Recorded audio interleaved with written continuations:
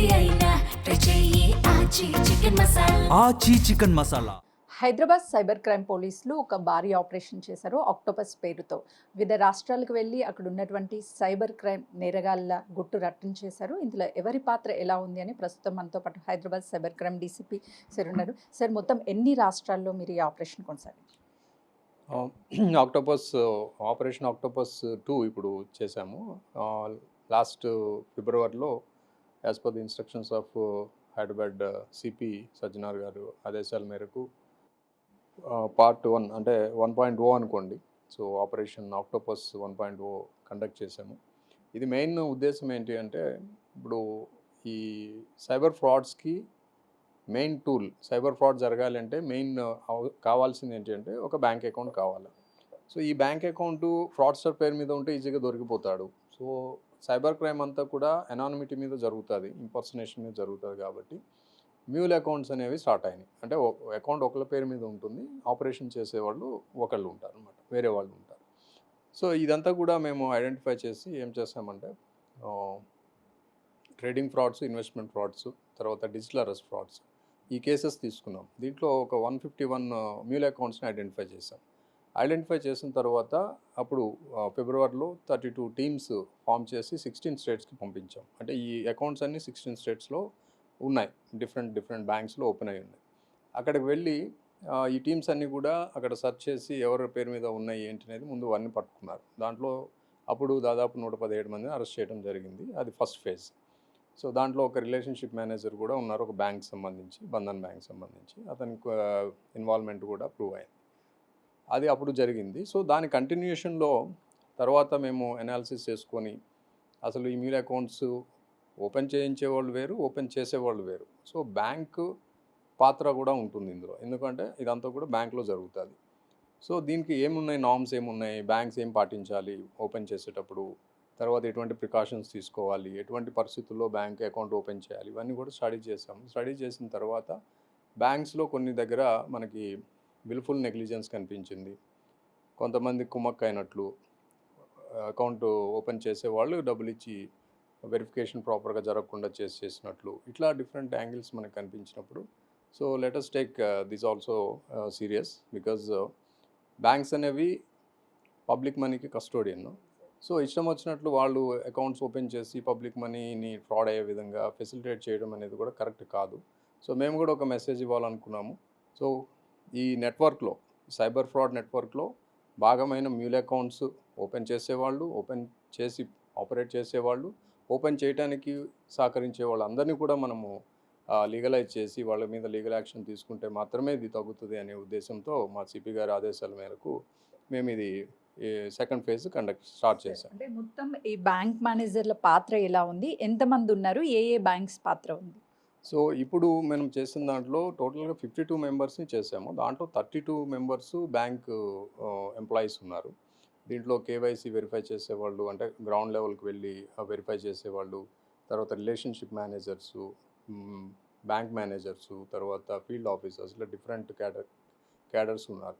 ఈ మొత్తం కూడా ఒక 10 బ్యాంక్స్ సంబంధించిన వాళ్ళు, ఇవన్నీ కూడా private banks. So the observation ఏంటి అంటే, ప్రైవేట్ బ్యాంక్స్లో ఎక్కువగా మ్యూల్ అకౌంట్స్ ఓపెన్ అవుతున్నాయి అనేది ఒక general observation by this operation.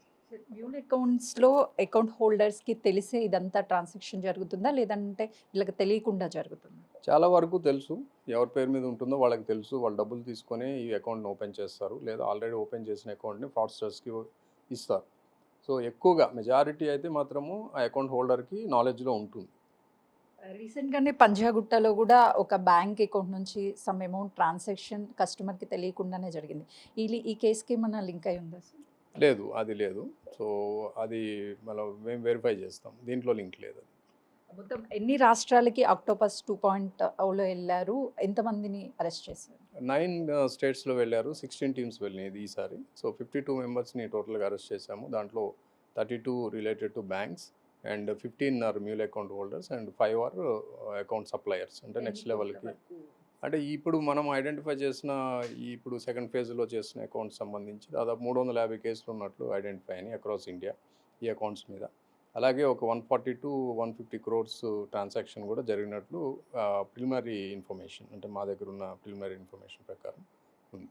So sir ఇప్పటి వరకు సైబర్ క్రైమ్‌కి సంబంధించి ఇటు డిజిటల్ అరెస్ట్ పేరుతో కావచ్చు, లేకపోతే కొన్ని ఫ్రాడ్ కాల్స్ చేసి వీళ్ళు ఇన్వెస్ట్‌మెంట్ అని చెప్పి ఇలా డబ్బులు కాజేస్తూ ఉన్నారు. కానీ ఇప్పటి వరకు ఈ బ్యాంక్‌కి సంబంధించినటువంటి పాత్ర ఎప్పుడూ కూడా ఇన్వెస్టిగేషన్‌లో ఎక్కడా తెర మీదకి రాలేదు. ఈ పాయింట్‌ని ఎలా అబ్జర్వేషన్ చేశారు? ఎలా లీడ్ అయింది? అంటే ఇప్పటివరకు మేము గతంలో కూడా దీన్ని హైలైట్ చేసాము.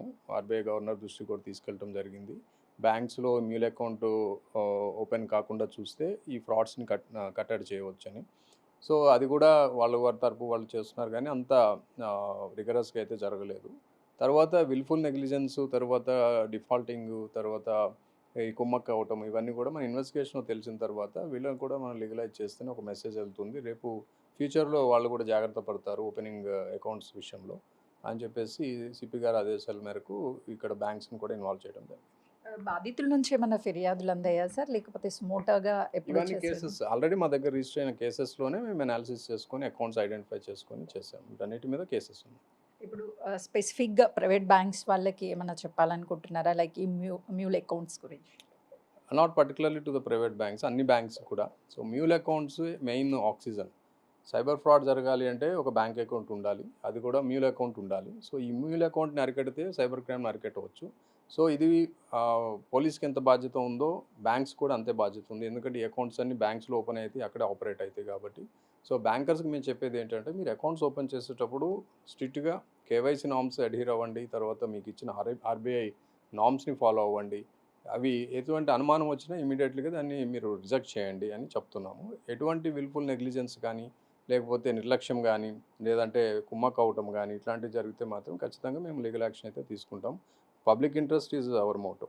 సార్ మీరు ఎప్పటికెప్పుడు అవేర్‌నెస్ చేస్తున్నారు, క్యాంప్స్ కూడా నిర్వహిస్తున్నారు. ఒక గోల్డెన్ అవర్ అని ఉంటుంది. ఆ టైంలో కంప్లెయింట్ వస్తే త్వరితగతిన ఆ డబ్బులు రికవరీ చేయడం ఛాన్స్ ఉంటుంది. అలా అవేర్‌నెస్ ఏమన్నా కల్పిస్తున్నారా ఆల్రెడీ? యాహ్! డెఫినెట్లీ చేస్తున్నాము. మేము సిపి గారు, సజ్జనార్ గారు ఇక్కడ కమిషనర్‌గా ఛార్జ్ తీసుకున్న తర్వాత door to door awareness programmes అనేవి స్టార్ట్ చేశారు. As a part of Jagrut Hyderabad, Surakshit Hyderabad అనే క్యాంపెయిన్ ద్వారా. సో, అదేంటి అంటే ఎవ్రీ ట్యూస్‌డే, ఎవ్రీ సాటర్డే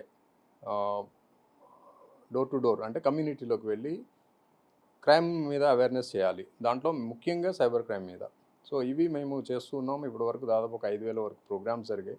అంటే మేమంటే కేవలం సైబర్ క్రైమ్ ఆఫీసర్సే కాదు, లా అండ్ ఆర్డర్ ఆఫీసర్స్ వాళ్ళ పరిధిలో వాళ్ళ పోలీస్ స్టేషన్స్‌లో వాళ్ళు వెళ్తున్నారు. సో, ఈ 2 రోజులు కూడా వాళ్ళు ఖచ్చితంగా మేము అందరం కలిసి సిపి గారు కూడా కొన్ని ప్రోగ్రామ్‌కి అటెండ్ అవుతున్నారు. ఆల్ ఆఫీసర్స్ అంటే ఇంక్లూడింగ్ ఎస్‌హెచ్ఓ నుండి ACPs, additional DCP, DCPs, joint సిపిలు, అడిషనల్ సిపిస్ కూడా అటెండ్ అవుతున్నారు. సో, ఇది చాలా ఇంపాక్ట్ ఉంది. సో, మనకి వస్తున్న ఎన్‌సీఆర్‌పీ పిటిషన్‌లో పర్ డే రిపోర్ట్ అవుతున్న వాటిలో కూడా కొంత తగ్గుదల మేము చూసాం. సరే ఇప్పటికే డబ్బులు పోగొట్టుకున్నటువంటి బాధితులు కొంత ఆలోచిస్తున్నారు. అంటే ఎళ్లి కంప్లెయింట్ ఇవ్వొచ్చా? లేదా? అనేది కొంత వాళ్ళు పరువు గురించి ఆలోచించడంతో పాటు కొంత వ్యక్తిగత జీవితం ఏమన్నా డ్యామేజ్ అయిద్దేమో అనుకుంటున్నారు. అలాంటి వాళ్ళకి ఏం చెప్తారు? ఆల్రెడీ మీరు టోల్ ఫ్రీ నంబర్‌ని కూడా పెట్టారు. సైబర్ క్రైమ్ అయితే భయపడాల్సిన అవసరం లేదు, సిగ్గుపడాల్సిన అవసరం లేదు. ప్రాంప్ట్‌గా రిపోర్ట్ చేయండి. మీరు ఇంటి నుండే రిపోర్ట్ చేసే సదుపాయం 1930 టోల్ ఫ్రీ నంబర్ ద్వారా మీకుంది. అలాగే www.cybercrime.gov.in అనే వెబ్సైట్ ద్వారా కూడా మీ కంప్లైంట్‌ని రిజిస్టర్ చేయవచ్చు. తర్వాత పోలీసు మళ్ళీ మీకు ఫోన్ చేసి దానికి ఎఫ్ఐఆర్ చేసి ఇన్వెస్టిగేషన్ చేస్తారు. కాబట్టి ఎవరు సిగ్గుపడాల్సిన అవసరం లేదు, అవమానపడాల్సిన అవసరం లేదు. ఇది ఎవరికైనా జరగవచ్చు. కాబట్టి ముందుకు రండి.